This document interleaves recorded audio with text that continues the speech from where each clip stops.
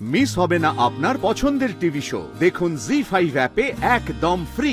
আমার যে বড় হবে তাকে আমি বলে দেবো তুমি বাবাকে নিয়ে এখানে চলে এসো, আমার বাবা সবাই মিলে একসাথে থাকবো, হেভি মজা হবে। আরে ওই কথাই বলে না, মিলেমিশে করি কাজ, হারি জিতি নাই লাজ, বুঝেছো তো? ও কি বুঝলো, কে জানে? খুব সুখে থাকবি তুই মা, খুব সুখে থাকবি তুই। তোর সুখের ঘরে কখনো যেন কোনো কাঁটা না থাকে। খুব সুখে থাক। সংকল্প,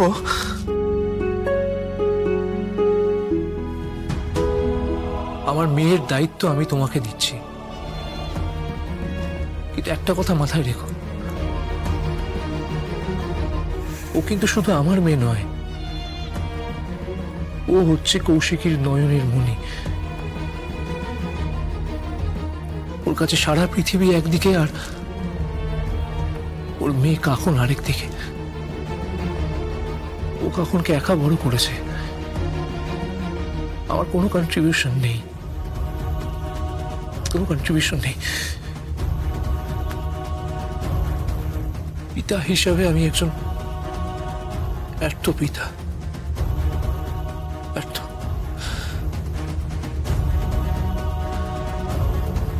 কিন্তু কৌশিকী মায়ের কর্তব্য পুরোটা করেছে। একজন বাবা হিসেবে, একজন মা হিসেবে, তাই বলছি বাবা, আমার মেয়েটাকে কখনো কষ্ট দিও না, কখনো দুঃখ দিও না। হ্যাঁ, কখনো দুঃখ দিও না। ও এই দেখো, আরেকটা কথা বলতে ভুলেই গেছি। আমার নববর্ষে যে উপন্যাসটা বেরোচ্ছে, সেটা আমি তোমার নাম আর কাকনের নামে উৎসর্গ করেছি,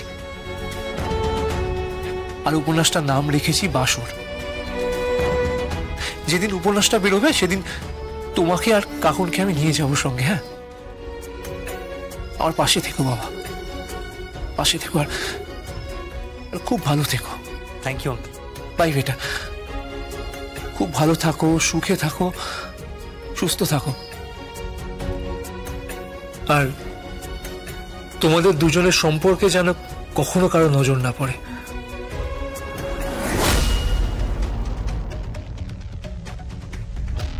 নজর তো পড়ে গেছে,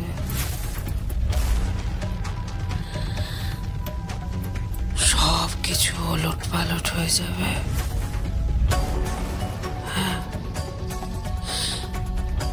সাইক্লোন আসছে সমরেশ চট্টোপাধ্যায়, সাইক্লোন।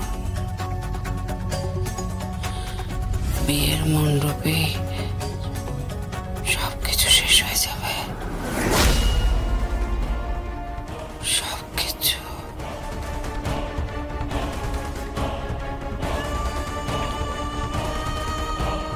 তোমার উপন্যাস বাসর আর উৎসর্গ করা হবে না, তার আগে সব শেষ। तू खींच मेरी फोटो, तू खींच मेरी फोटो, প্রিয়া হয়ে গেছে। তোমার ছবি তুলে নিয়েছি, একদম ঝাক্কাস লাগছে। এবার দেখি হাতটা আমাকে তুলতে হবে। তুমি চাপ নিও না গুরু, বুঝলে তো? দাঁড়াও,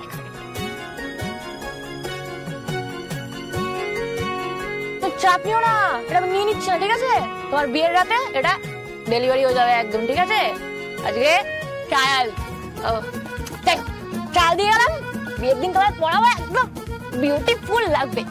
আমি কৌশিককেও বলে দিচ্ছি, হ্যাঁ, বেশি একদম একদম করলে না, ওটাকে কিন্তু আমি একদম একদম ছেড়ে কথা বলবো না। হ্যাঁ, ওই গুবলু বড়টাকে বলে দেবো, হ্যাঁ, সবাইকে বলে দেবো।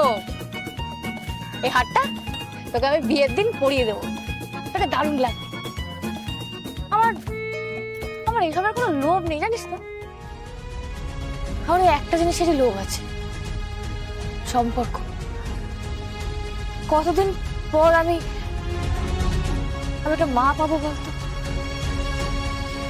একটা বাবা পাবো, হ্যাঁ আমার বাবাটা একটু খারুফ আছে।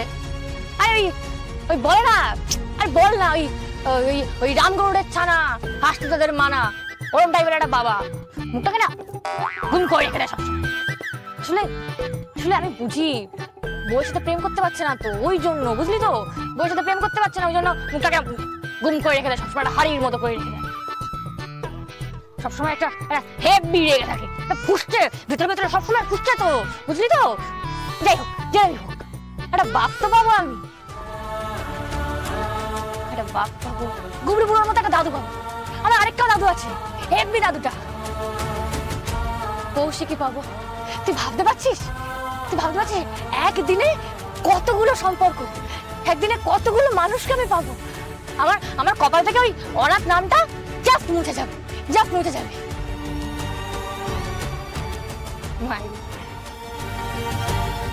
কেউ বুঝবে না জানিস তো অনাথ হওয়ার জ্বালা কি। অনাথ মানে কি বলতো, যার কেউ নেই, যার কেউ নেই। আমার কিন্তু সবাই ছিল, সবাই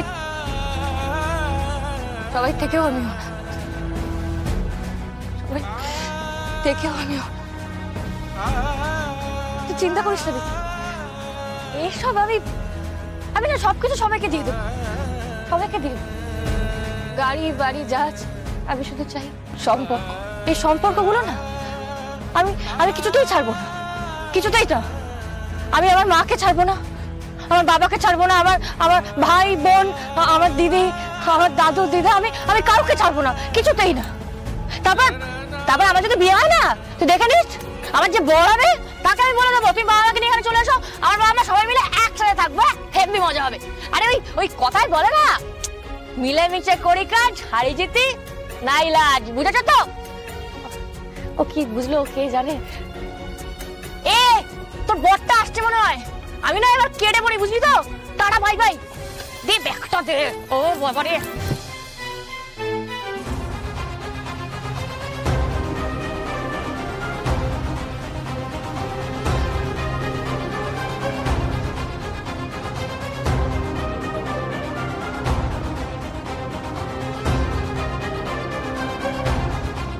কেউ কি এসেছিল নাকি তোমার সাথে দাঁড়িয়ে কথা বলছিল?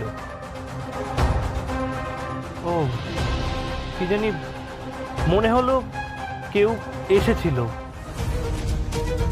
যাকে চলো, ও শুগুলো ডেলিভারি নিয়ে এলাম।